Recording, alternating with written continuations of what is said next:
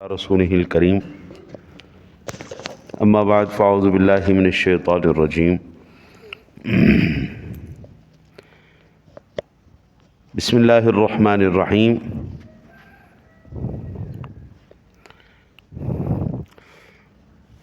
قال الملأ من قوم فرعون ان هذا لساحر علیم۔ قوم فرعون کے سرداروں نے آپس میں کہا کہ یقیناً یہ شخص بہت ماہر جادوگر ہے۔ یرید ان یخرجکم من ارضکم فماذا تأمرون، یہ چاہتا ہے کہ تمہیں تمہاری زمین سے نکال دے، اب تمہارا کیا مشورہ ہے؟ قالوا ارجه واخاه وارسل فی المدائن حاشرین، انہوں نے فرعون سے کہا کہ اس کو اور اس کے بھائی کو پھیرا لو اور جمع کرنے والوں کو شہروں میں بھیج دو۔ یأتوک بکل ساحر علیم، جو تمہارے پاس ماہر جادوگروں کو لے آئیں۔ وجاء السحرة فرعون قالوا ان لنا لاجرا ان كنا نحن الغالبین، اور جادوگر فرعون کے پاس آئے اور کہا کہ ہم غالب ہو گئے تو یقیناً ہمارے لیے انعام ہوگا۔ قال نعم وانکم لمن المقربین، فرعون نے کہا ہاں بے شک تم ضرور مقربین میں سے ہو جاؤ گے۔ ان آیات مقدسات کے ضمن میں کل کچھ عرض کیا تھا جادو کے بارے میں، آج اس کی کچھ شرعی حیثیت میں عرض کرتا ہوں۔ علامہ تفتزانی علیہ رحمہ نے کہا کہ جادو کا عمل کرنا کفر ہے، جادو کرنا کفر ہے، اس میں کسی کا اختلاف نہیں، اور حدیث میں سحر کو کبائر میں شمار کیا گیا، کبیرہ ترین گناہ جو بغیر توبہ کیے اور ان کا تدارک کیے بغیر نہیں معاف ہوتے۔ یہ اس کے منافی نہیں ہے کیونکہ کفر کبیرہ گناہ ہے، ٹھیک ہے نا جی۔ اور شیخ ابو منصور ماتریدی نے یہ کہا کہ سحر کو مطلقاً کفر قرار دینا خطا ہے، اس کی حقیقت سے بحث کرنی چاہیے۔ کہتے ہیں کہ اگر یہ کہہ دیا جائے کہ جادو مطلقاً حرام ہے تو کہتے یہ بات درست نہیں۔ بعض چیزیں ایسی ہوتی ہیں کہ جن کے کرنے سے ایمان تازہ ہو جاتا ہے۔ اگر جادو کے عمل میں کوئی ایسی چیز ہو جو ایمان کو رد کرتی ہو تو یہ کفر ہے، ورنہ نہیں، ٹھیک ہے جی۔ جو ایمان کے مخالف ہے، جو حدیث کے مخالف ہے، جو قرآن حدیث کا انکار کرتی ہے وہ کفر ہے، اور جس میں ایسی بات نہیں وہ نہیں۔ پھر جو سحر کفر ہو اس میں مردوں کو قتل کیا جائے گا، عورتوں کو نہیں قتل کیا جائے گا، اور جس سحر کے ذریعے کسی شخص کو ہلاک کر دیا جائے اس کے مرتکب کا حکم ڈاکوؤں کی طرح ہے، اس میں مرد و عورت برابر ہیں، اور جب ڈاکو توبہ کر لیں تو ان کی توبہ قبول کر لی جائے گی۔ اور جن لوگوں نے یہ کہا کہ اس کی توبہ قبول نہیں کی جائے گی انہوں نے خطا کی، کیونکہ فرعون کے جادوگروں کی توبہ قبول کر لی گئی۔ حضرت امام اعظم ابو حنیفہ رضی اللہ تعالی عنہ سے مشہور روایت یہ ہے کہ جب کسی شخص کے متعلق یقین ہو جائے کہ وہ ساحر ہے تو اس کو قتل کر دیا جائے گا، اور اگر وہ کہے کہ میں جادو ترک کرتا ہوں تو اس کے قول کو قبول نہیں کیا جائے گا، اور اگر یہ کہے کہ میں پہلے جادو کرتا تھا اب مدت ہوئی اس کو چھوڑ چکا ہوں تو اس کی توبہ قبول کی جائے گی اور اس کو قتل نہیں کیا جائے گا۔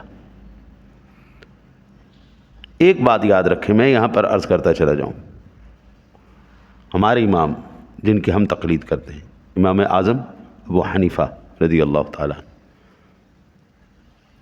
یہ کوئی عام بندہ نہیں ہے، اس بندے کا کوئی بھی استدلال ایسا نہیں ہے جو قرآن یا حدیث سے نہ ہو۔ یہ وہ بندہ ہے جس نے 27 صحابہ کرام سے سیکھا ہے، اور 27 صحابہ کرام نے رسول اللہ صلی اللہ علیہ وسلم سے سیکھا ہے۔ آج ہم امام اعظم کے پیچھے چلتے ہیں، ان کی تقلید کرتے ہیں، تو امام اعظم نے رسول اللہ صلی اللہ علیہ وسلم کے صحابہ سے سیکھا ہے، خاندان رسول سے سیکھا ہے، اہل بیت سے سیکھا ہے، حضرت جعفر صادق سے سیکھا ہے۔ حضور مجھے یہ بتائیں جو امام 400 سال بعد آئے، 500 سال بعد آئے، 150 سال بعد آئے، ہاں جی، میں اس امام کے پیچھے کیوں چلوں جب میرے پاس وہ امام موجود ہے جس نے ڈائریکٹ حضور کے صحابہ کو دیکھا ہوا ہے، ان سے پڑھا ہوا ہے۔ بات جتنی نزدیک سے پکڑی جائے گی اتنی زیادہ صحیح اور درست ہوگی، اس میں غلطی کا احتمال اتنا کم ہے۔ جتنی دور جا کے کسی کو پکڑیں گے حضرت صاحب اتنا اس میں جو ہے شائبہ رہتا ہے۔ ہم اللہ تعالیٰ معاف کرے کہ ہم کسی امام کے اوپر کوئی اعتراض نہیں کر رہے، لیکن مقصد عرض کرنے کا یہ ہے کہ جب ہمارے پاس امام اعظم موجود ہیں تو ہم کسی اور امام کے پاس کیوں جائیں؟ ہم رفع یدین کیوں نہیں کرتے؟ ہمیں امام اعظم نے نہیں بتایا کیونکہ ان کو صحابہ نے نہیں بتایا۔ البتہ یہ جو امام اعظم نے ارشاد فرمایا اس کی دلیل کیا ہے؟ وہ یہ حدیث پاک ہے ام المؤمنین حضرت حفصہ رضی اللہ تعالی عنہا، تیری میری اماں جان کی باندھی نے ان پر جادو کرنے کا اعتراف کیا تو آپ نے حضرت عبد الرحمن بن زید کو اسے قتل کرنے کا حکم دیا، اور حضرت عمر نے حکم دیا کہ ہر ساحر اور ساحرہ کو قتل کر دو، سو 3 ساحروں کو قتل کر دیا گیا۔ ٹھیک ہے جی، حضرت ام المومنین نے حکم دیا، عمر فاروق اعظم نے ان کو قتل کیا۔ جادو کرنے والی اور جادو کرنے والے کا انجام کیا ہے؟ قتل کر دیا جائے گا۔ ساحر کو مطلقاً قتل کرنے پر امام شافعی نے اعتراض کیا ہے کیونکہ نبی اکرم صلی اللہ علیہ وسلم نے اس یہودی کو قتل نہیں کیا جس نے آپ پر جادو کیا تھا، اور مومن کا بھی اسی طرح حکم ہے کیونکہ نبی اکرم صلی اللہ علیہ وسلم کا ارشاد ہے ذمیوں کے وہ حقوق ہیں جو مہاجرین کے ہیں، اور ذمیوں کے وہ فرائض ہیں جو مہاجرین کے ہیں۔ یہ صحیح مسلم شریف کے اندر 1731 نمبر پر حدیث پاک موجود ہے۔ ایسا عمل، ایسا سحر سیکھنا جس میں کفریہ کلمات ہوں، جس کے اندر اللہ اور اس کے رسول کی حدود کو توڑا جائے، ایسا عمل سیکھنا اور سکھانا دونوں کفر ہے۔ ایسا عمل کرنا اور کروانا یہ دونوں کفر ہے۔ میں نے کل بھی یہ عرض کیا تھا، کائنات عالم کے اندر کوئی ایسا جادو، کوئی ایسا شیطانی فعل، کوئی ایسا عمل نہیں ہے جس کا توڑ قرآن پاک میں موجود نہ ہو۔ دیکھیں آپ جتنی بھی کتابیں ہیں، جتنے بھی اعمال ہیں، یہ تمام کے تمام کو اکٹھا کیا جائے، قرآن کے 2 دعوے ہیں۔ پہلا شروع کرتے ہی الف لام میم ذالک الکتاب لا ریب فیہ، یہ وہ کتاب ہے جس میں کسی شک و شبے کی کوئی گنجائش نہیں۔ لا ریب کتاب، بے مثل و بے مثال کتاب، 100% اس کا ایک ایک جملہ جو ہے وہ حق ہے۔ پہلا دعویٰ جو کہ 14 صدیوں سے الحمدللہ برقرار ہے۔ 14 صدیوں میں کسی ماں کے لال میں اتنی جرت نہیں ہوئی ابھی تک، اور انشاءاللہ قیامت تک نہیں ہوگی کہ قرآن پاک کی کسی آیت کو وہ غلط ثابت کر دے یا قرآن پاک کی کسی آیت کا جواب دے جائے کہ یہ جناب تمہارا قرآن ہے، دیکھو جی میں نے اس سے زیادہ اچھی بات بنا دی۔ نہیں ہو سکتا، میرے رب کا دعویٰ ہے نا جی، چیلنج اس مالک کا۔ دوسری بات، قرآن دعویٰ کرتا ہے، کوئی آج بھی دنیا کے اندر کوئی ڈاکٹر کسی دوائی کو دینے کے بعد یہ نہیں کہتا کہ یہ دوائی آپ کو 100% میں لکھ کے دیتا ہوں شفا دے گی۔ قرآن نے یہ دعویٰ کیا وَنُنَزِّلُ مِنَ الْقُرْآنِ مَا هُوَ شِفَاء، لیکن آگے کیٹاگرائز کر دیا وَرَحْمَةٌ لِّلْمُؤْمِنِينَ، شفا اور رحمت ہے ایمان والوں کے لیے۔ اللہ اس کو شفا اور وَلَا يَزِيدُ الظَّالِمِينَ إِلَّا خَسَارًا، ظالم آدمی اس سے سوائے نقصان کے کچھ حاصل نہیں کرتا۔ حضرت یہاں سے یہ بات پتہ چل گئی، اگر قرآن کی آیت تیرے اوپر نہیں نہ اثر کر رہی، قرآن تجھے شفا نہیں دے رہا، تو پہلے کیٹیگری کے اندر نہیں شامل، وَرَحْمَةٌ لِّلْمُؤْمِنِينَ کے اندر نہیں ہے۔ یہ حضور نے نہیں بلکہ اللہ نے خود کہا ہے یہ قرآن میں نے شفا بنایا ہے۔ حضور نے دم کیے، صحابہ پر کیے، اہل بیت پہ کیے، اسنین کریمین پہ کیے، یہ قرآن شفا کل بھی تھا، یہ قرآن شفا آج بھی ہے، یہ شفا ان کے لیے ہے جو ایمان والے ہیں، جو مومن ہیں، یہ رحمت ان کے لیے ہے جو اندر سے بھی پاک ہیں، باہر سے بھی پاک ہیں، اور جو اندر سے پلیت ہے نا جی، ہاں جی، قرآن کہتا ہے ان کو اس سے کوئی فائدہ نہیں ہونے والا۔ اب فیصلہ ہم نے کرنا ہے، جب ساری علامات بیماری کی بتا دی جائیں، یہ علامات ہیں، یہ بیماری ہے، ان علامات کو جاننے کے بعد طبیب سے جھگڑا کرنا چاہیے یا بیماری کو دور کرنا چاہیے؟ مجھے کوئی آ کے ڈاکٹر بتاتا ہے، میں جاتا ہوں ڈاکٹر کے پاس، جی مجھے یہ مسئلہ ہوا ہے جی، آپ میرا چیک اپ کریں۔ وہ کہتا ہے جی فلاں ٹیسٹ کرو، میں جناب ٹیسٹ کرواتا ہوں۔ اب جب ٹیسٹ میرے سامنے آتا ہے کہ مجھے شوگر ہے، مجھے بلڈ پریشر ہے، تو میں ڈاکٹر کا گریبان پکڑ لوں گا، تو مینوں کیا سی ٹیسٹ کرتے تاں میرے اندر بیماریاں نکلیاں نے، جے تو مینوں نہ کہندا تو میرے اندر بیماریاں نہیں سی نکلنیاں، یہ تیری وجہ تو مینوں بیماریاں لگیاں نے۔ گریبان کس کا پکڑا جائے گا؟ قصوروار کون ہوگا؟ طبیب قصوروار ہوگا یا میں خود قصوروار ہوں؟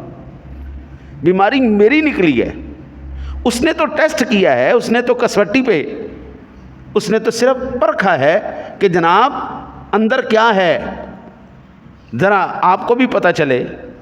طبیب نے تو آپ کا ٹیسٹ کر کے آپ کو بتا دیا، اب حق یہ بنتا ہے کہ طبیب کے ساتھ نہ جھگڑا جائے، بیماری کے ساتھ لڑا جائے، بیماری کو دور کیا جائے، اس کو کنٹرول میں کیا جائے۔ حضرت جب قرآن یہ بتا دے نا کہ وَنُنَزِّلُ مِنَ الْقُرْآنِ مَا هُوَ شِفَاءٌ وَرَحْمَةٌ لِّلْمُؤْمِنِينَ، تیرے اوپر قرآن اگر کام کر رہا ہے، تیرے اوپر رحمت بن کے برس رہا ہے، تیرے اوپر وہ رحمتیں نازل ہو رہی ہیں، تو مبارک کو تجھے کوئی بیماری نہیں ہے۔ اور اگر قرآن کا تیرے پہ دم کیا جا رہا ہے، تو پڑھ بھی رہا ہے، تیرے اوپر اثر نہیں ہو رہا، تو بھائی جان اب وہ ٹیسٹ ہو چکا ہے کہ بیماری ڈائگنوز ہو گئی ہے۔ اب اس کا یہ مطلب نہیں اللہ کو چھوڑ دو، قرآن کو چھوڑ دو، نماز کو چھوڑ دو، یا ایک اور چھوڑو جی مولوی تو ہوندے ہی ہے۔ میں نے حضور یہ ٹیسٹ ہم نے نہیں بتایا، یہ اللہ نے بتایا ہے۔ وہ اللہ کے نیک بندے جو اندر تیری کمزوریاں ہیں نا، ان کو ختم کر، ظلم ختم کر، حسد ختم کر، غیبت ختم کر، کینہ ختم کر۔ وہ اللہ کے بندے صلہ رحمی شروع کر، وہ اللہ کے بندے کوئی اس کی بارگاہ کے اندر کوئی لینا دینا شروع کر، کوئی سلسلہ، یہ ساری بیماریوں کو دور کر تاکہ یہ رحمت بن جائے تیرے لیے۔ بارش جب برستی ہے نا حضور، وہ کافر اور مسلمان کو نہیں دیکھتی، وہ برابر برستی ہے۔ وہ بنجر زمین کو اور وہ جو ہے نا جی زرخیز زمین کو نہیں دیکھتی قبلہ، وہ برابر بستی ہے حضور۔ وہ روڑی ہو، وہ سڑک ہو، وہ کلر شور والی زمین ہو، وہ زرخیز زمین ہو، بارش نے برابر برسنا ہے۔ اب ہر ایک نے اثر اپنے مطابق اس کا قبول کرنا ہے۔ وہ اگر زرخیز زمین پر کھیتوں پہ برسے گی تو پھل بوٹے فصلیں جناب کیا بات ہے، لہرے بہرے ہو جائیں گی۔ اور اگر وہی کلر شور والی زمین میں وہ بارش ہوگی تو اس کی نحوست کوئی زیادہ کرے گی، وہ کم تو نہیں ہو سکتی۔ اگر وہی روڑی کے اوپر گرے گی، بدبو کے علاوہ کیا آئے گا؟ حضرت یہی مثال میں آپ کو عرض کروں گا۔ قرآن سب کے لیے یکساں ہے، لیکن وہ الگ بات ہے ادھر کی زمین کیسی ہے، وہ اثر کیسا قبول کرتی ہے۔ یہی قرآن پڑھ کے لوگ جو ہے نبی پاک کے گستاخ بھی بننے، اولیاء اللہ کے گستاخ بھی بننے۔ جب ان کو گچی سے پکڑنے کی باری آتی ہے تو پھر باں باں کرتے ہیں، باں باں چاں چاں کرتے ہیں جی، کہ دیکھو جی سانو کی کہہ رہے ہیں، سانو کی کہہ رہے ہیں۔ جب ان کو ہم پکڑیں، اب وہی لوگ ہیں نا جی قرآن سنا سنا کے آپ کو مشرک بنائے بیٹھے ہیں، بدعتی بنائے بیٹھے ہیں۔ وہ قرآن سنا سنا کر اولیاء اللہ کو جناب بت بنائے بیٹھے ہیں جی۔ وہ قرآن سنا سنا کر ماں باپ کے گستاخ بنائے بیٹھے ہیں۔ قبراں تے نہ جانا، قبراں تے جانا شرک ہے، مزارات تے نہیں جانا، مزارات تے جانا شرک ہے۔ ارے صاحب میں یہ سمجھتا ہوں اگر مزارات پہ جانا شرک ہوتا نا تو معراج کی رات اللہ بیت المقدس اپنے نبی کو نہ بھیجتا۔ فرمایا الذی بارکنا حولہ لنریہ من آیاتنا، یہ وہ جگہ ہے جس کے ارد گرد ہم نے برکتیں نازل کر دی ہیں۔ اور یہ جو برکتیں نازل کی ہیں کیوں؟ من آیاتنا، اس میں میری نشانیاں ہیں۔ اور اس کی نشانیاں کیا ہیں؟ 70,000 انبیاء کرام وہاں جلوہ کر۔ حضور کبھی اصحاب احد کے مزارات پر نہ جاتے، صدیق اکبر، عمر فاروق اعظم، عثمان غنی، اللہ جانے کون سا دین لیے بیٹھے کہ بلا ہر کسی نو مشرک تے، ہر کسی نو بدعتی تے، ہر کسی نو کافر، ولی او بھی کافر، اللہ والے او بھی کافر، قبراں تے تسی جاؤ او بھی کافر۔ جو غلط بات ہے اس کو ہم بھی غلط کہتے ہیں۔ کس عالم نے، کس سنی عالم نے کہا ہے قبروں کا طواف جائز ہے؟ ایک مجھے دکھا دیں۔